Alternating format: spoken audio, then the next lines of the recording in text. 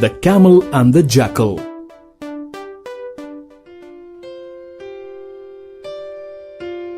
Why aren't you eating, Sam? I haven't brought my tiffin. I might have forgotten at home. Oh, okay. Then you can share my lunch. Come on, let's lunch together. That's so sweet of you, little girl. God bless you. They will become very good friends. You know, a good friend is always there to solve your problem and helps in every situation.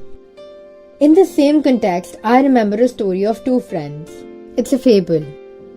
Do you know fables, myths, and legends? These are stories that have been coming down from generation to generation. Our grannies telling us stories which they had heard from their grandmothers. But are they true? No one knows. But the lessons they teach us to be true to ourselves and to others. Now listen the story attentively. There once lived a camel and a jackal who were very good friends. One day, the jackal came to know that there was a fine field of sugarcane growing on the other side of the river. So he went to the camel and told him about it. Let us go to this field. While you enjoy the juicy sugarcane, I am sure to find many crabs, bones, and dead fish by the waterside, which will make a tasty dinner for me. This plan will suit us both. What do you say? It's fine by me. Hop on to my hump and let's go. The camel swam across the river with the jackal on his back, since we all know that jackals cannot swim. When they reached the sugarcane field, the camel ambled across to eat the sugarcane.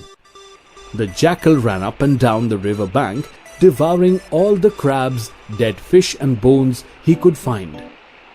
Being a much smaller animal, he finished his meal quickly.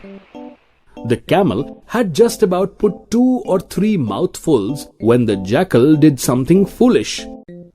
He began to run round and round the sugarcane field, howling and yelping with all his might, not realizing that he was putting them both in peril. Sure enough, no sooner had the villagers heard them howling and yelping, they came running with thick sticks to stop the jackal from scratching holes in the ground and spoiling the roots of sugarcane plants. But much to their surprise, when they got there, they found not only the jackal but a camel as well. The cunning jackal, being smaller in size, managed to hide among the plants, but the poor camel got beaten black and blue. The angry villagers chased him towards the river and left him there half dead.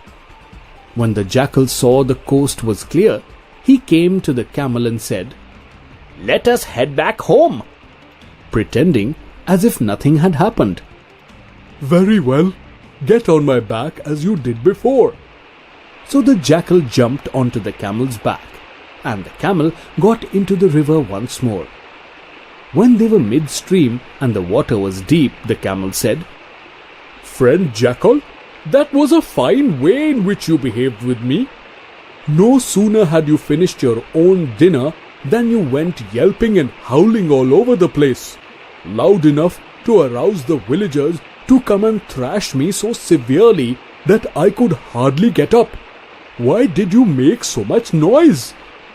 Well, I don't know. It's my habit to always sing a little and dance about after a meal. The jackal replied, trying to defend himself.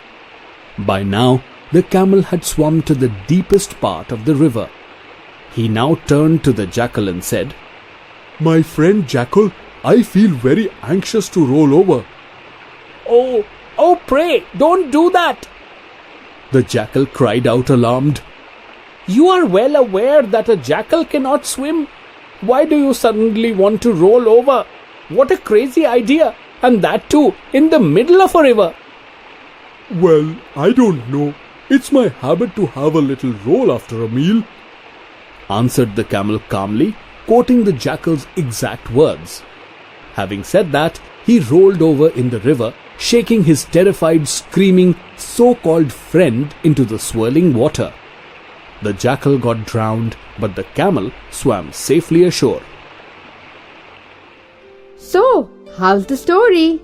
What did you learn from it? Yes, right. We should always help our friends and do not leave them in problems. Have you heard the wise saying or the proverb, a friend in need is a friend indeed? It teaches us not to leave our friends when they are in trouble.